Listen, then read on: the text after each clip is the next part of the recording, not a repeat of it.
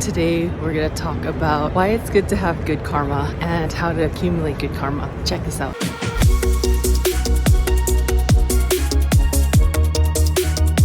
If you're new here, I post videos on increasing your vibration, increasing your joyful life, and increasing your inner peace to help collective consciousness of the world.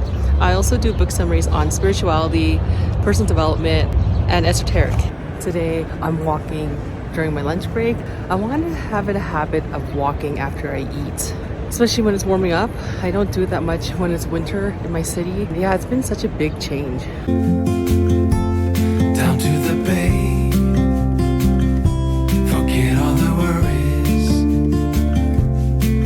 When you're with me, let every wave gently kiss away. So I'm taking half of my lunch break to walk, and I'm gonna take a short break right here just to share this with you guys. I was listening to the audiobook while I worked today just regarding karma by Guru, and I will have my 5 best ideas out on that book. And he really talks about how karma, it's not just physical. Karma is also mental and energetic. Please like, subscribe, and turn on notifications. Really liking and subscribing and turning notifications really helps with the algorithms to help get this information to the people who need the most, to help brighten your mind, to brighten your life, to brighten your world, to live in light and love. It's cloudy today, but the sun is there somewhere. Thanks, sun. So if you really think about it, when you think about karma, people think, oh, this is going to happen to them, like an action. Oh, this is going to happen to them. It's not just an action, it's also just an emotion. And when you think about that, you just realize that it's always good to be mindful of your physical, your mental, and your energy. And what I mean by that is that you have to make sure that you have good intentions. I think that was the big thing in the book. It's like you have to have good intentions. And good intentions meaning, an example he shared in his book is when someone wants to donate to charities or causes or things like that, are they doing it because they genuinely want to help and they genuinely care?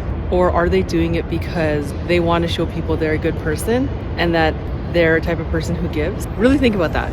And he says that this is one of the worst ways to accumulate karma because you are expecting some outer influence to affect you when really it starts with your inner.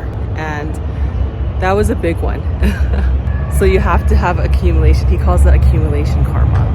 Another example he uses when someone decides to, like, let's say they go in a relationship and they're not telling their partner or communicating what's wrong. Rather than they're just pretending that things are all right, even though something's annoying them, something's really extremely angering them, and they're not informing them. They just go ahead and think it's peaches and roses and things will work out.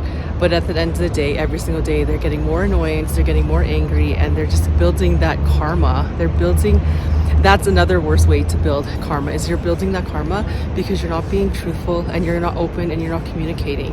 And that's a big thing when it comes to karma, is you have to have those self-awareness moments, because when they talk about karma, he talks about how karma, it's a system in your body. It's kind of like a software. And it's not something that, it's something that we are born with, because he talks about inherited and generational, and I'll go ahead more in depth with that once I post my 5 best ideas. But he says there's a way that you can break that karma down. And one way is being self-aware and being intent and doing things with intention. Like, for example, if you are in that relationship and you're not saying anything and you're not opening up to that person of what's causing that annoyance and things like that, rather than hold it all in and then one day you're just going to blow up. You just have to be more aware and make that intention of opening up to them. Like, don't be afraid if you're scared to talk to them. You have to communicate it. And I think about that when even with myself, with my wife, like sometimes I'm scared. Before, not now, maybe not now, but before I used to be so afraid to confront things. Now it's just gone better. And that's the thing with life. It's karma. We're all attached to our karma, whether it be inherited, whether it be what you're born with. But there are ways that you can help break down that karma, generational. And the one thing I didn't really see in the book, but I think he was trying to get at was energy clearing. What some people do is do the yoga, meditation, they do different practices. So maybe that when he says different practices, he means energy clearing. But energy clearing meaning like actually clear that program out of you.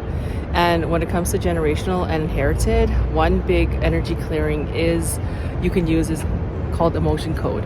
And emotion code is a big one that you can help with generational and inherited karma. The hardness from those brief yet gloomy days. Wilderness,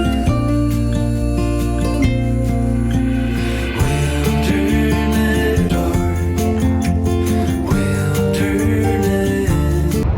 I thought it was better that I do my video on grass, good energy, especially when I'm in a concrete jungle. So yeah, just gonna hang out with nature and just like feel my energy here.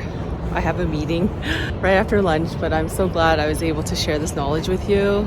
These moments, that's what happens when I go for a walk.